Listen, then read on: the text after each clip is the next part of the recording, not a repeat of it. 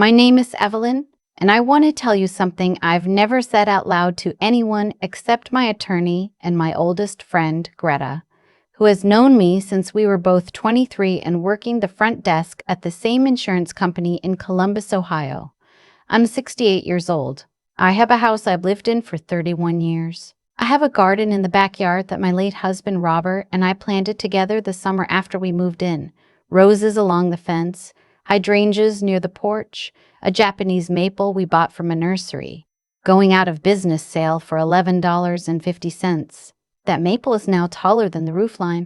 I also have a daughter. Her name is Audrey. And last April, at my own 70th birthday party, a party she planned, a party she insisted on throwing, she slid a folder across the dining room table in front of 12 people and said, "Mom, we just need you to sign a few things tonight. It's just paperwork. Everyone's here. It'll take 2 minutes."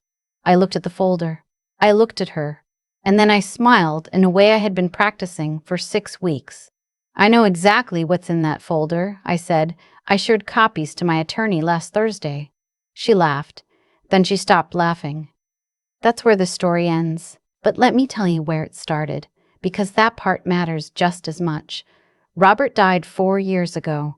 Pancreatic cancer, diagnosed in September, gone by February. We had 39 years together, and I would give every single one of the years I have left to have one more ordinary Tuesday with him.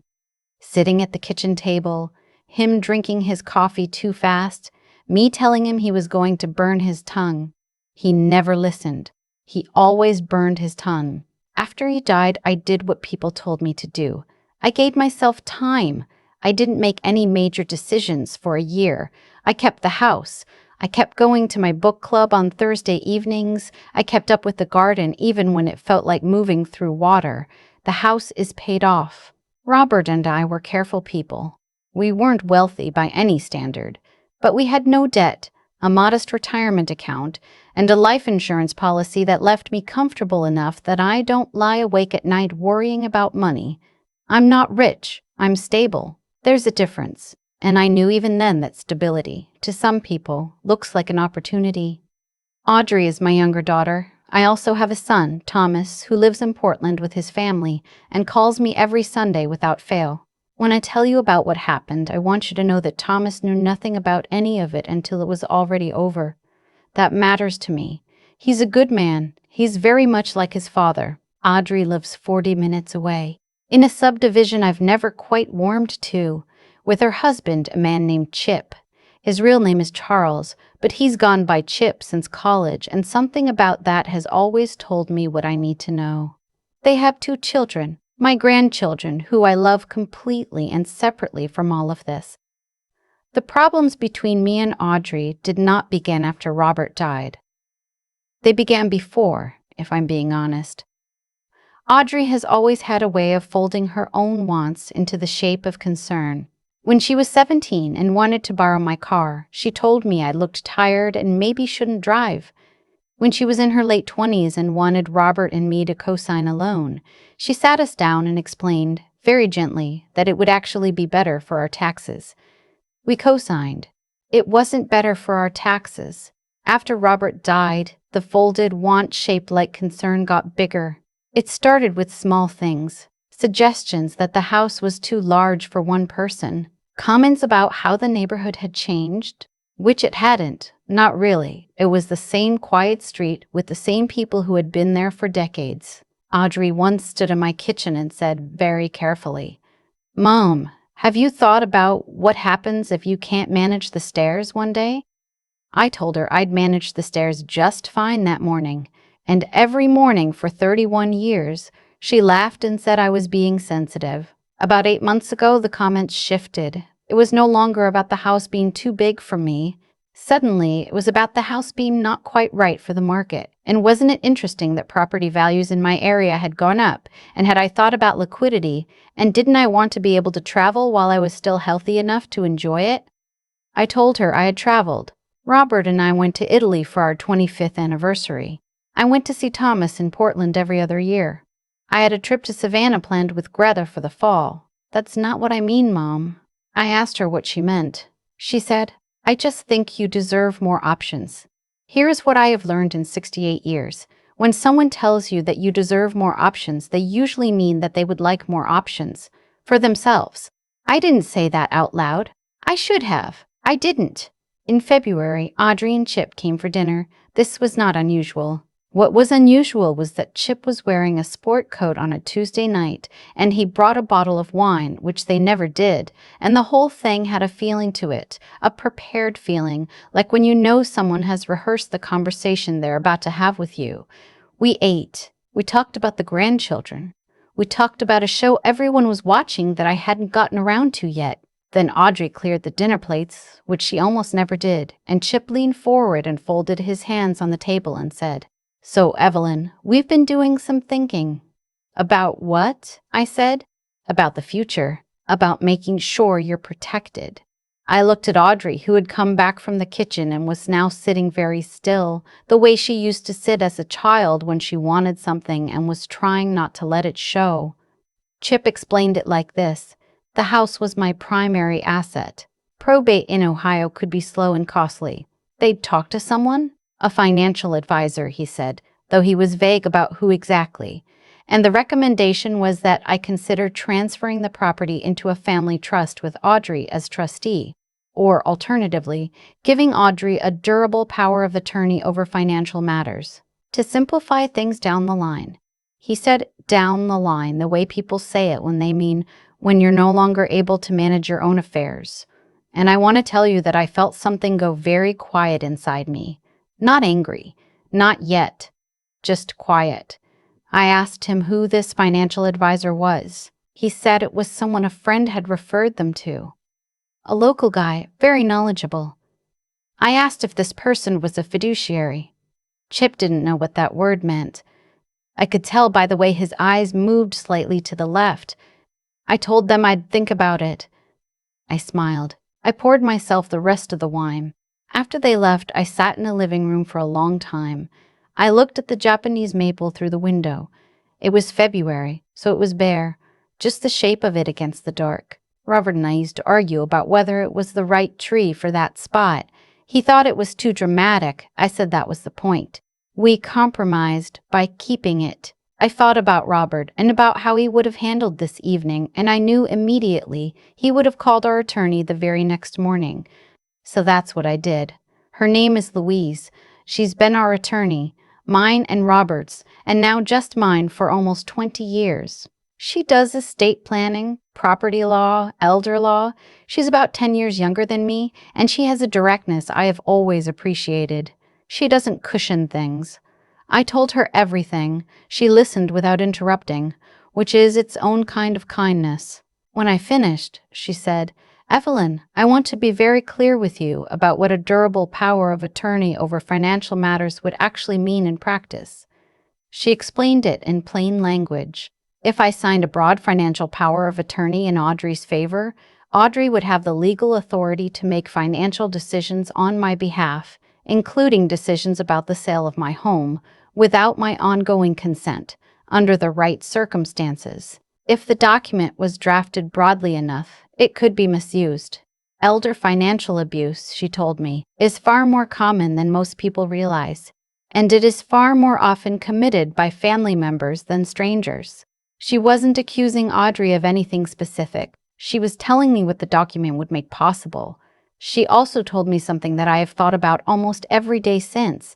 The fact that someone loves you does not mean they are incapable of making decisions that harm you. Love and self-interest can exist at the same time. I asked her if she thought Audrey was in financial trouble.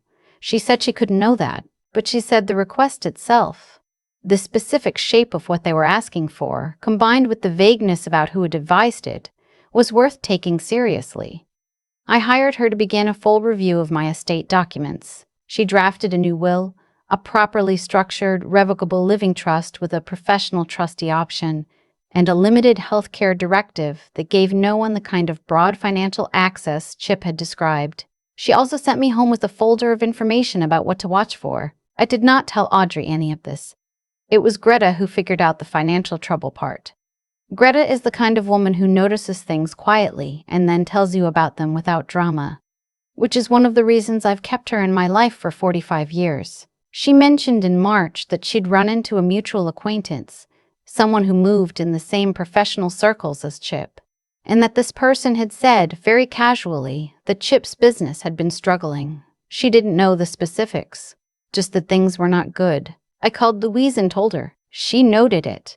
I called Thomas and told him nothing because I didn't want to alarm him over something I couldn't yet confirm. That decision still sits with me a little. I think it was right. I'm not entirely sure. In late March, Audrey called to tell me she was throwing me a birthday party. A real one. Dinner at my house, people I loved, a proper celebration. She said she felt terrible that the last couple of years had been so quiet since Robert died and she wanted to do something special. I said that was very thoughtful of her, and then I called Louise and told her about the party. Louise said, "What do you want to do?" I thought about it for a long time. "I want to be ready," I said. In the weeks between that phone call and the party, I did 3 things. First, I had Louise prepare a summary document, a plain language overview of my estate plan as it actually stood, including the trust, the professional trustee arrangement, and a note that any attempt to alter my estate documents without my involvement and without Louise's firm serving as witness would be flagged as potential undue influence. She signed it. I kept a copy. Second, I called Greta and asked if she would come to the party and stay close to me. I told her some of what I suspected, but not everything. Greta, who has known me longer than my children have been alive, said, "Of course. Should I bring anything?" I said a bottle of wine would be lovely.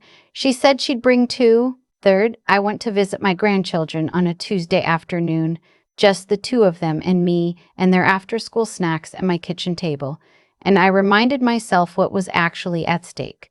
Not money, not property, but the next 15 or 20 years of my life. Whatever health gives me, lived on my own terms, in my own home, surrounded by people who see me clearly.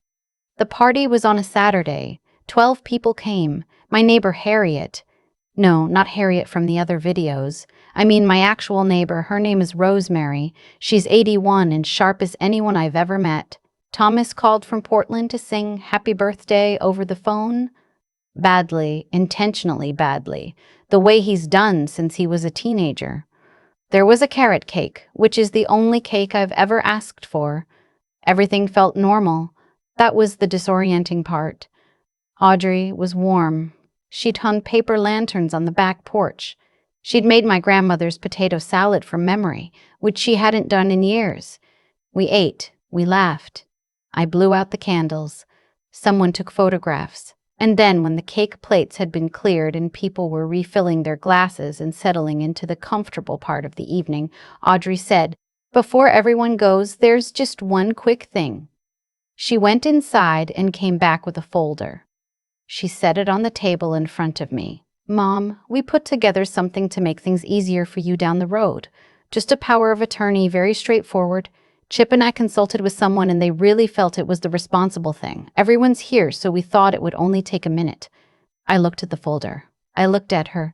I looked at Chip, who was standing slightly to the side with his hands in his pockets, and I thought about the sport coat he'd worn to dinner in February, and how rehearsed this all was, and how many weeks she had spent planning this moment, this party, this room full of witnesses she thought would create pressure, and how little she had counted on me spending those same weeks preparing for exactly this.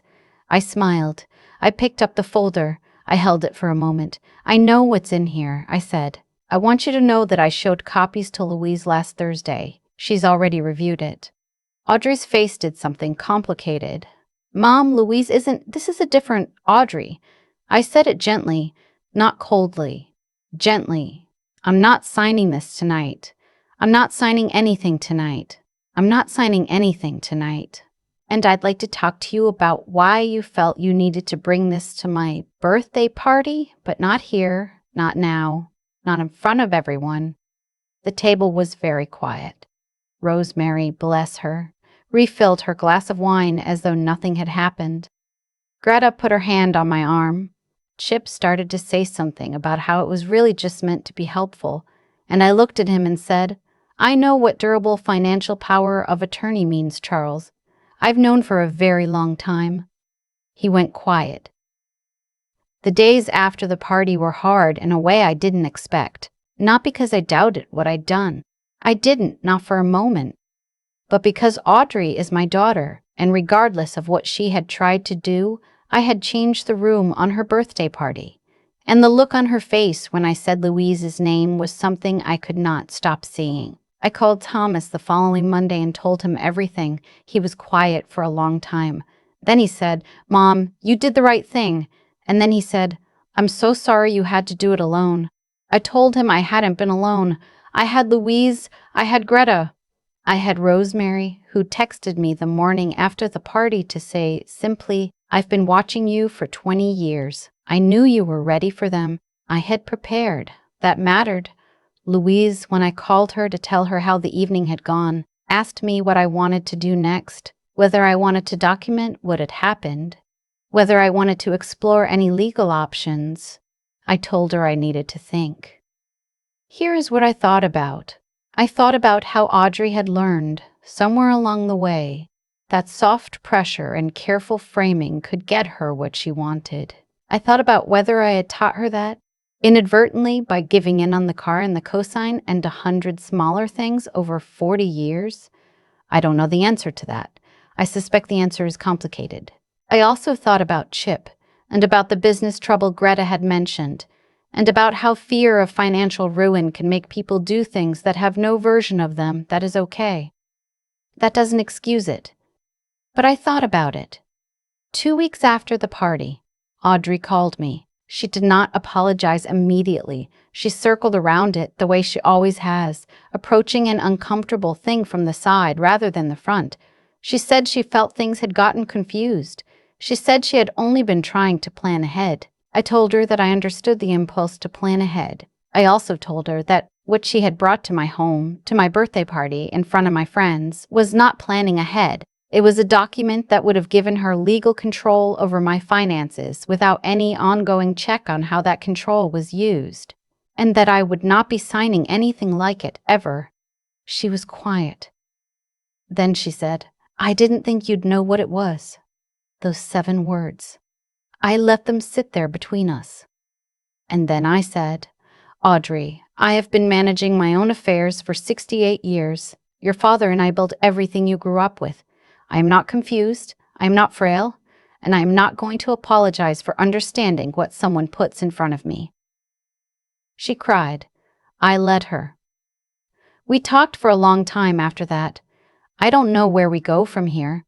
I genuinely don't. I still love her. She's still my daughter. My grandchildren still come to my house for Tuesday snacks, and the Japanese maple still turns a color in October that makes me stop whatever I'm doing just to look at it. But I also know, now, that I have to hold on to something I should have held on to a long time ago, the clear understanding that love and clear-sightedness must coexist, that being someone's mother does not require me to be uninformed, that I am allowed to know what a document says before I sign it, that I am allowed to say no, plainly, firmly, without apology, even in a room full of people, even on my birthday, even when the person across the table is someone I have loved since before she took her first breath.